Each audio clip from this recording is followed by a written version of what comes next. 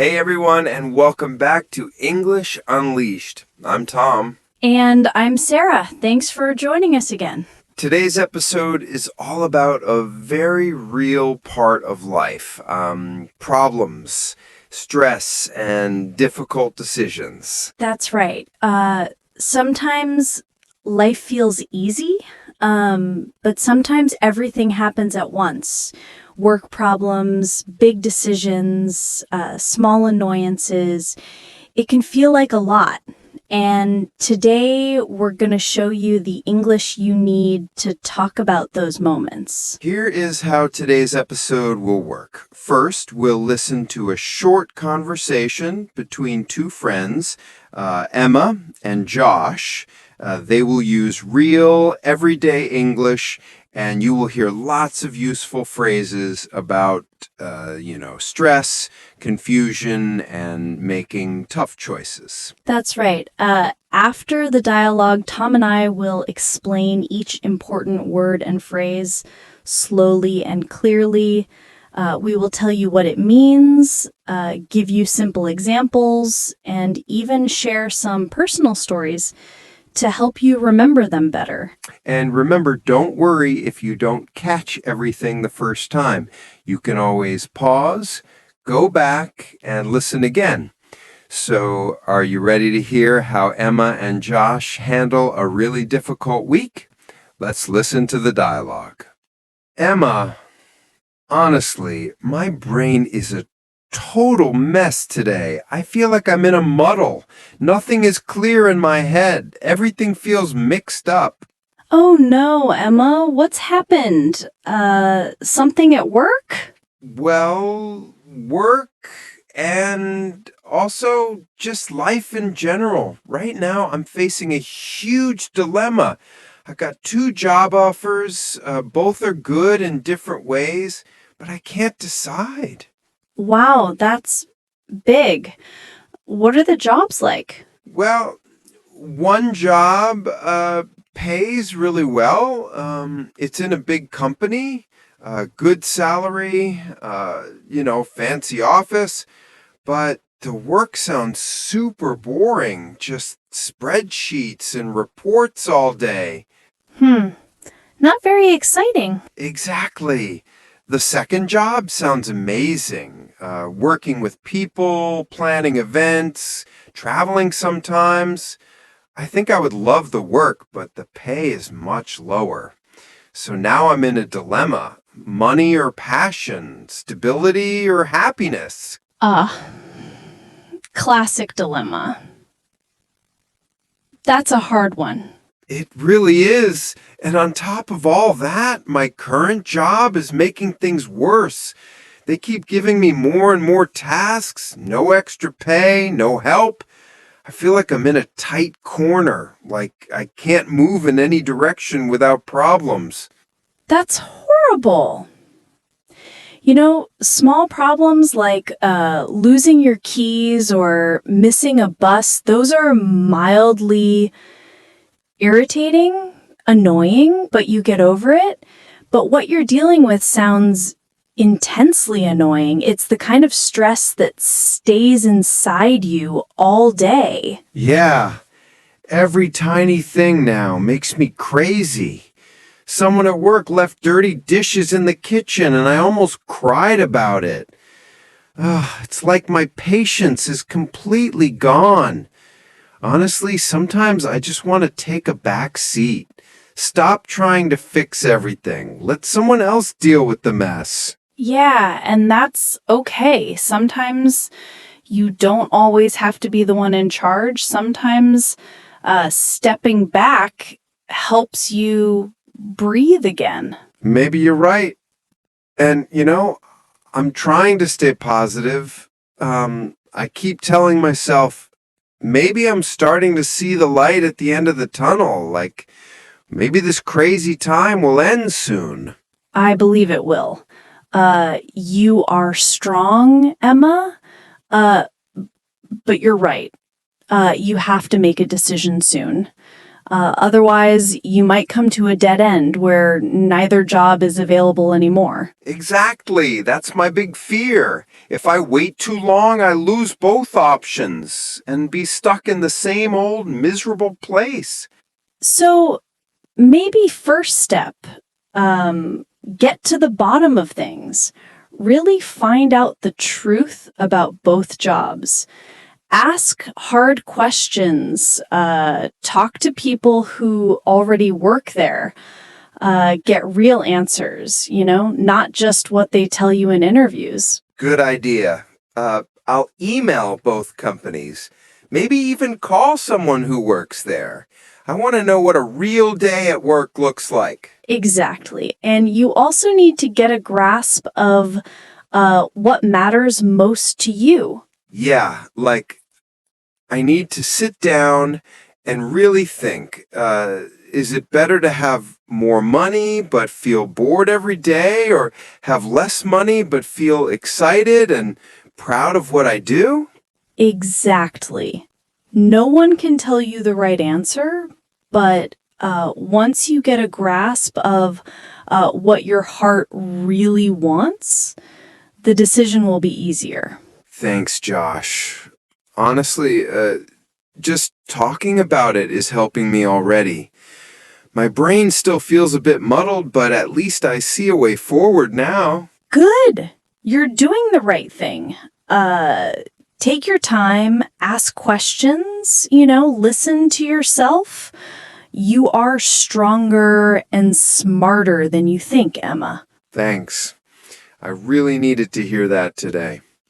Anytime. That's what friends are for. Poor Emma. That was a really difficult situation. She had so much stress and so many big decisions to make.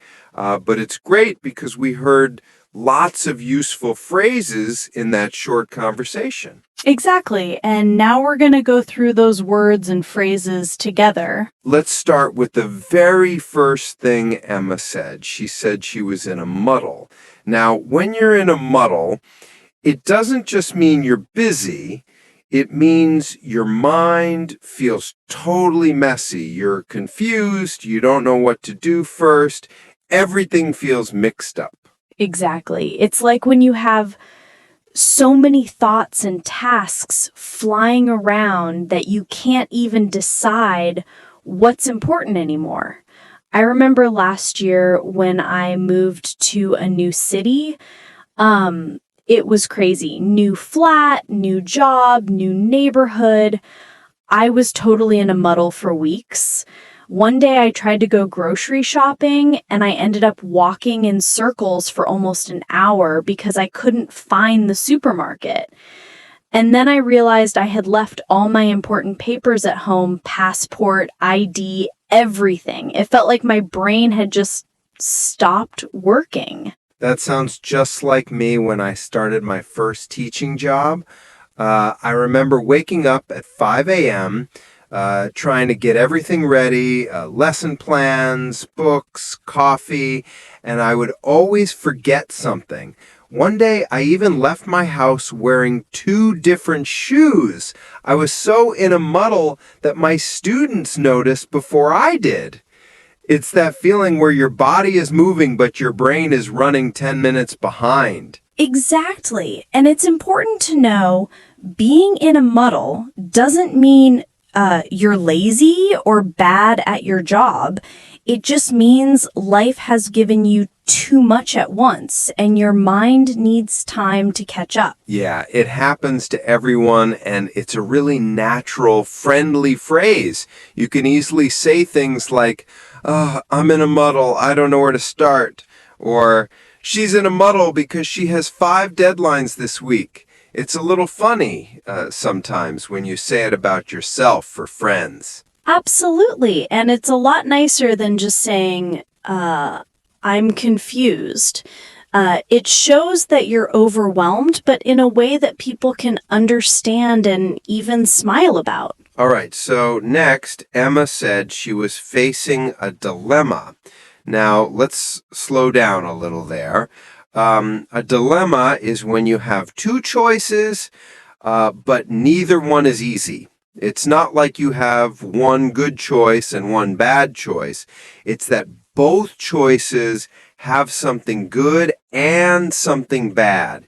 And when you're facing a dilemma, it's really hard to decide. Yeah, and what's interesting is a dilemma doesn't always have to be about big life things. Sometimes it's big, like moving to a new country or staying home, but sometimes it's small, like choosing between two birthday parties when they're on the same night. Yeah, true. But big or small dilemmas always make you feel stressed because you don't want to make the wrong decision. I still remember one of the first big dilemmas I had. I was just finishing university and I got two offers. One was to work at a famous company in London, really exciting. Everyone would be impressed. The other was to stay close to home at a smaller company, but I would have more time for my family and my hobbies. I cried about it one night. It felt so heavy because whatever I chose, I knew I would miss something important. I know that feeling too well, Sarah. When I moved abroad for a teaching job, it wasn't easy either. I loved my family and my friends. I didn't want to, leave them. But at the same time, I really wanted an adventure. I was totally facing a dilemma for weeks. I even made a big list, pros and cons. But the list didn't help much because my heart and my head wanted different things. Exactly. That's another thing. Sometimes your head says one thing and your heart says something else. And that's what makes a dilemma so hard. It's not just logic, it's also emotions. Yeah, and sometimes people around you will give you advice, but it doesn't always help because at the end of the day, you have to live with the choice you make. Absolutely. And that's why we say phase a dilemma, because it feels like standing right in front of something difficult. You can't escape it, you have to deal with it. So when you want to use this phrase, you can say things like, I'm facing a dilemma about moving to a new city. Or she's facing a dilemma between studying abroad and getting a new job. And if you want to make it even simpler, you can also say, I'm in a dilemma. I'm in a dilemma. Or he's in a dilemma about what to do next. All right, next, Emma said she was in a tight corner. Now, this is a really great phrase. When you say you're in a tight corner, it means you are stuck in a difficult situation. You don't have much space to move.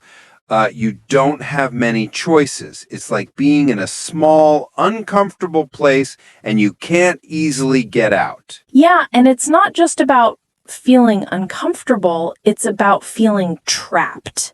Like whatever you do, it's going to be hard. I remember once, early in my career, I was working at a school where the manager